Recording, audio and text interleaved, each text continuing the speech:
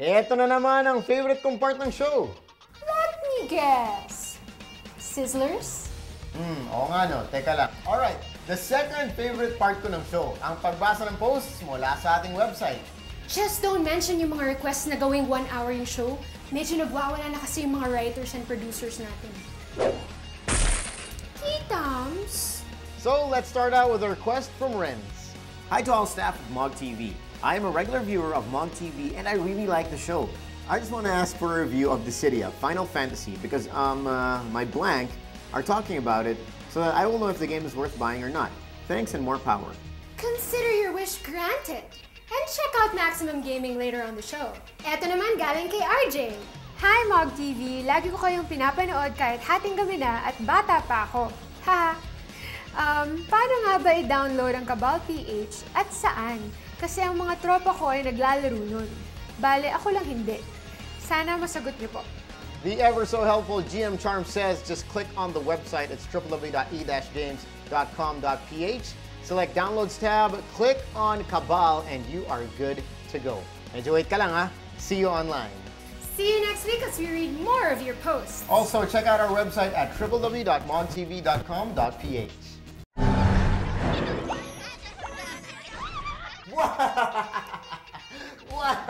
Sam? Uy, ano ba? Pasensya ka na, partner. I'm just trying out the various ways that gamers laugh online. Sus! Kung yun lang alam mo, laos ka talaga. Time to take laughter to the international stage.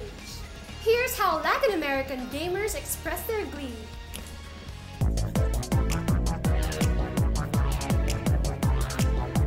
Sa Korea naman, ganito sila tumawa.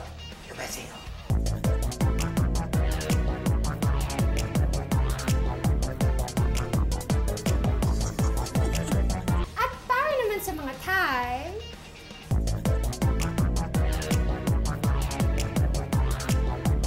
pero mas may universal pang pinagtatawanan kesa sa mga yan. Matagal lang ha. At ano naman yun? Mukha mo!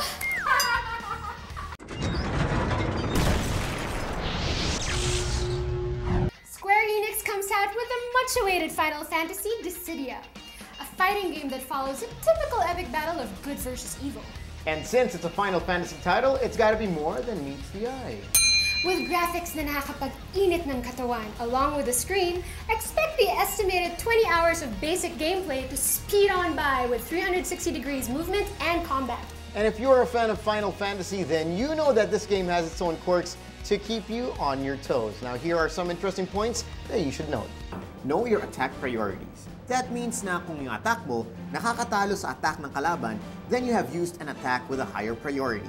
It also means that if the opponent's attack has a higher priority over your character's attack, then it will merely deflect. Pretty intense, right? That means you have to use everything in your bag of tricks to see which one works and which one deflects. Any HP attack that sends the opponent flying and hits the wall, ceiling, or ground deals half damage to the HP but cannot kill the opponent if they have little HP left. That said, the game is all about strategy. Each version of the map also has its own charms, such as decreasing brave of both characters and hidden trap. If you level up to 12 on any character, equip yourself with free air dash ability immediately. Then it's as easy as pressing R and triangle once you lock onto the targets. At may final clue pa kami. Pag natalo ka sa battle, nababawasan yung points mo, so be wise and never pick the retry option. And one of the best tips we've given so far?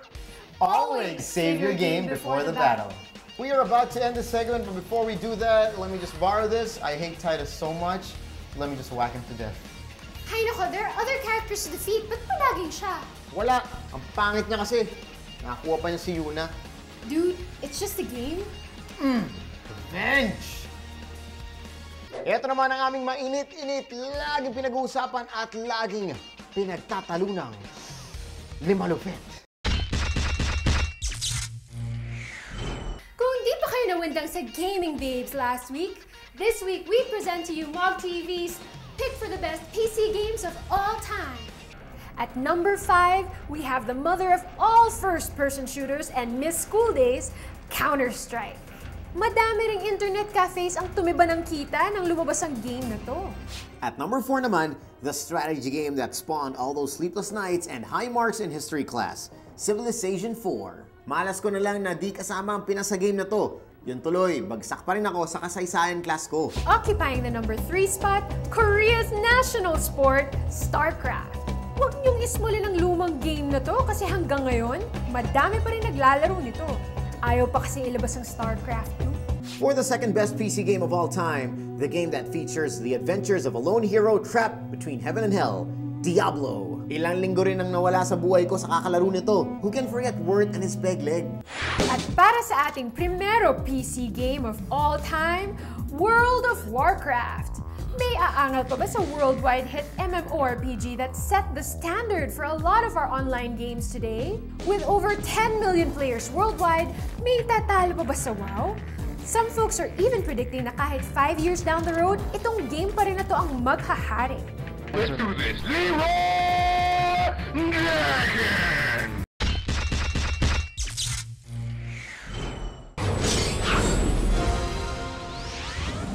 A few episodes back, nagpadala ng request si Robiklang2 to feature some tips on upgrading your PC. But due to time constraint, hindi namin nagawa yun. So this week, eto na ang request mo, Robiklang2. The first thing you have to consider when you upgrade your PC is your processor. Kung ganito pa rin ang itsura niya, tapon mo na kasi pang Stone Age na to. Ang mga processor ngayon ay katulad nito. Walang jo! Ito ay isang quad-core processor. To be exact, ito ang Phenom 2 X4945. It is armed with a multi-core design, 3.0 GHz frequency, and a whopping 8 MB worth of cache. Sorry medyo information overload. Pero naaalala niyo ba yung Pentium 4 or ang Athlon? Well, ito naman, ang Pentium 44 or parang ang Athlon. Kasi naman, ito parang 4 na Pentium niya o kaya 4 Athlons. Ganyan kabagsik ang mga processor ngayon. There are times din na kailangan mo magpalit ng motherboard. Considered as the backbone of the PC, the motherboard harbors halos lahat ng important PC parts. Look, dito nilalagay yung processor. Dito naman sa tatlong blue na slots na to, yung graphics card. At dito naman sa mga connectors sa likod, nilalagay ang inyong mga hard disk. Ito nasa harap natin ang Gigabyte P55 UB6. Kaya itong i-support ang latest Intel Core processors at pati na ng mga upcoming models. Ang tawag sa mga ito ay ang PCI Express X16. Ang mga ito ang responsible sa mga graphics na nakikita niyo sa screen. Grabe, iba na talaga ang mga PC ngayon. Kung dati, isang graphics card lang kailangan mo, ngayon pwede ka pa magdagdag para mas maganda ang performance, di ba? Ito namang hawak ko ang Radeon HD 4850. You can put up to 4 of these babies as long as your motherboard has enough slots to handle them. Ay, ang dami palang kailangan i-consider kung kailangan ka mag-upgrade ng PC mo. Kung isa lang ang papalitan mo, kailangan isa rin or mas marami ka pang ibang papalitan. Ikaw na kangiti ng ganyan. Siguro utang ka pang upgrade, no? Kailangan pa rumakit ng maraming kung gusto mo talagang full blow ng PC mo. Anyway, next week, babalik kami para bigyan pa kayo ng mas maraming tips na kailangan i-consider sa pag-upgrade ng inyong PC.